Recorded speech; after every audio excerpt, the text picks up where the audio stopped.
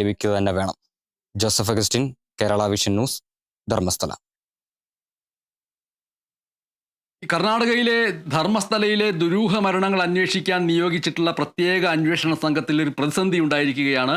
ഈ പ്രതിസന്ധി എന്ന് പറയുന്നത് സംഘത്തിൽ നിന്ന് 2 അംഗങ്ങൾ പിന്മാറാൻ സാധ്യതയുണ്ട് എന്നുള്ളതാണ്. ജോസഫ് അഗസ്റ്റിൻ, എന്തുകൊണ്ടാണ് ഈ 2 അംഗങ്ങൾ പിന്മാറുന്നത്? അത് ഏത് രീതിയിലാണ് പ്രത്യേക അന്വേഷണ സംഘത്തെ പ്രതിസന്ധിയിലാക്കുക? ഗണേഷ്, ഈ സർക്കാർ നിയോഗിച്ച പ്രത്യേക അന്വേഷണ സംഘത്തിലെ 2 ഉദ്യോഗസ്ഥന്മാർ പിന്മാറിയേക്കുമെന്നാണ് ഇപ്പോൾ ലഭിക്കുന്ന വിവരം. IG N അനുച്ഛേദ്, DCP സൗമ്യലത എന്നിവരാണ് ഈ സംഘത്തിൽ നിന്ന് പിന്മാറാൻ സാധ്യത ഉള്ളത്. വ്യക്തിപരമായ കാരണങ്ങളാൽ ഒഴിവാക്കണമെന്ന് കാട്ടി സർക്കാരിന് ഇവർ കത്ത് നൽകിയിട്ടുണ്ട്. DGP പ്രണവ് മെഹന്തി നേതൃത്വം നൽകുന്ന 4 അംഗ സംഘത്തെ ഈ വെളിപ്പെടുത്തൽ കേസ് അന്വേഷിക്കാൻ ഇന്നലെയാണ് കർണാടക സർക്കാർ നിയോഗിച്ചത്. ഇതിന് പിന്നാലെയാണ് ഈ സംഘത്തിൽ നിന്ന് ഒഴിവാക്കണമെന്ന് ഇവർ സർക്കാരിനോട് തന്നെ ആവശ്യപ്പെട്ടിട്ടുള്ളത്. വ്യക്തിപരമായ കാരണങ്ങളാൽ തന്നെ ഈ സംഘത്തിൽ തുടരാൻ താല്പര്യമില്ല എന്നുള്ള കാര്യമാണ് ഇവർ അറിയിച്ചിട്ടുള്ളത്. എന്തായാലും ഏറെ പ്രമാദമായ ഒരു കേസാണ്. ഇതിൽ വിദഗ്ധരായ ഉദ്യോഗസ്ഥരുടെയും സത്യസന്ധരായ ഉദ്യോഗസ്ഥരുടെയും ആവശ്യകത ചൂണ്ടിക്കാട്ടി ആക്ഷൻ സമിതി ഭാരവാഹികളും ഇരകളുടെ കുടുംബവും നേരത്തെ തന്നെ രംഗത്തെത്തിയിരുന്നു. ഈ ഒരു ഘട്ടത്തിൽ പ്രത്യേക അന്വേഷണ സംഘത്തെ രൂപീകരിച്ചാണ് ഈ സർക്കാർ പ്രത്യേക അന്വേഷണ സംഘത്തെ രൂപീകരിക്കുകയായിരുന്നു. DGP തന്നെയാണ് ഈ സംഘത്തിന് നേതൃത്വം നൽകുന്നത്. എന്നിരുന്നാൽ പോലും ഈ വ്യക്തിപരമായ കാര്യങ്ങളാൽ ഈ ഉദ്യോഗസ്ഥർ പിന്മാറുന്നത് സമരസമിതിക്ക് ആശങ്ക ഉളവാക്കുന്നുണ്ട്.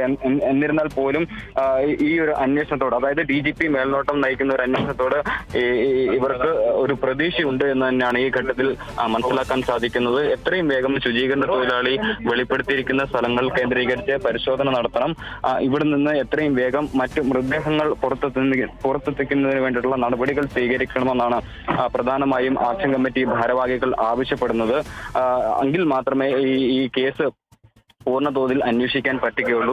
ഈ കാലയളവിൽ ഇത്തരത്തിൽ കാണാതായിട്ടുള്ളവർക്ക് വേണ്ടിയിട്ടുള്ള തെരച്ചിലും അതുപോലെ തന്നെ ഇവരെ സംബന്ധിക്കുന്ന വിവരങ്ങളും കൂടി എടുക്കണമെന്ന് കർണാടക സർക്കാർ എല്ലാ പോലീസ് സ്റ്റേഷനിലെ സ്റ്റേഷൻ ഹൗസ് ഓഫീസർമാർക്കും നിർദ്ദേശം നൽകിയിരിക്കുന്നുണ്ട്. അതായത് 1980 മുതൽ കാണാതായ ധർമ്മസ്ഥലയിലെത്തി ദുരൂഹ സാഹചര്യത്തിൽ മരണപ്പെട്ട ആത്മഹത്യ ചെയ്ത എല്ലാവരുടെയും വിവരങ്ങൾ ശേഖരിക്കാനാണ് ഈ ഘട്ടത്തിൽ സർക്കാർ ആവശ്യപ്പെട്ടിട്ടുള്ളത്. എന്തായാലും ഈ അന്വേഷണം കാര്യക്ഷമമായി തന്നെ മുന്നോട്ട് പോകുമെന്നാണ് നമ്മൾ പ്രതീക്ഷിക്കുന്നത്. ഇന്ന് രാവിലെയും ധർമ്മസ്ഥല പോലീസ് സ്റ്റേഷനിൽ പോയിരുന്നു. പക്ഷേ ഈ SITയുടെ ഭാഗമായിട്ടുള്ള ആരും തന്നെ ഇവിടെ എത്തിയിട്ടുണ്ടായിരുന്നില്ല. ഇതിൽ ചെറിയ അനിശ്ചിതത്വം തുടരുന്ന ഒരു സാഹചര്യത്തിലായിരിക്കും ഒരുപക്ഷെ ഇവർ ഇങ്ങോട്ടേക്ക് എത്താതിരുന്നതെന്നാണ് മനസ്സിലാക്കുന്നത്. എന്തായാലും ആദ്യഘട്ടത്തിൽ SIT ശുചീകരണ തൊഴിലാളിയുടെ വിശദമായ മൊഴി രേഖപ്പെടുത്തും. മറ്റ് പരാതിക്കാരുടെയും വിശദമായ മൊഴി രേഖപ്പെടുത്തും. എന്തായാലും 2014 ശേഷം ഒളിവിൽ പോയ ശുചീകരണ തൊഴിലാളിയുടെ വെളിപ്പെടുത്തൽ ഈ ദുരൂഹ മരണങ്ങളുമായി ബന്ധപ്പെട്ട വലിയ രീതിയിലുള്ള ചർച്ചയ്ക്ക് ഇടയാക്കുന്ന ഒരു സാഹചര്യം ഉണ്ടായിരുന്നു.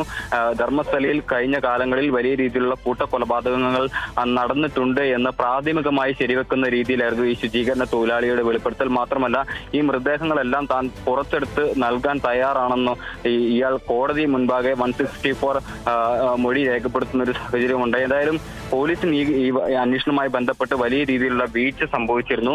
ഇതിന് പിന്നാലെയാണ് ഇത്തരത്തിൽ പ്രത്യേക അന്വേഷണ സംഘത്തെ രൂപീകരിക്കാൻ ഇപ്പോൾ സർക്കാർ നിർബന്ധിതമായത്. ഇതിൽ 2 മിടുക്കരായ ഉദ്യോഗസ്ഥർ പിന്മാറുന്നത് ചെറിയ ആശങ്കയ്ക്ക് വഴിവെക്കുന്നുണ്ടെങ്കിലും DGPയുടെ നേതൃത്വത്തിലുള്ള അന്വേഷണം അത് ഫലപ്രാപ്തിയിൽ എത്തുമെന്ന് തന്നെയാണ് ഇപ്പോൾ സമരസമിതി പ്രവർത്തകർ വിശ്വസിക്കുന്നത്. ബനേഷ്, ശരി. ഈ ധർമ്മസ്ഥലയിലെ 100-ലധികം മൃതദേഹങ്ങൾ കുഴിച്ചിട്ടുവെന്ന് ശുചീകരണ തൊഴിലാളി വെളിപ്പെടുത്തിയ വനപ്രദേശത്ത് കേരള വിഷൻ ന്യൂസ് സംഘം എത്തുകയുണ്ടായി. ക്രൂരമായ പീഡനത്തിനും ബലാത്സംഗ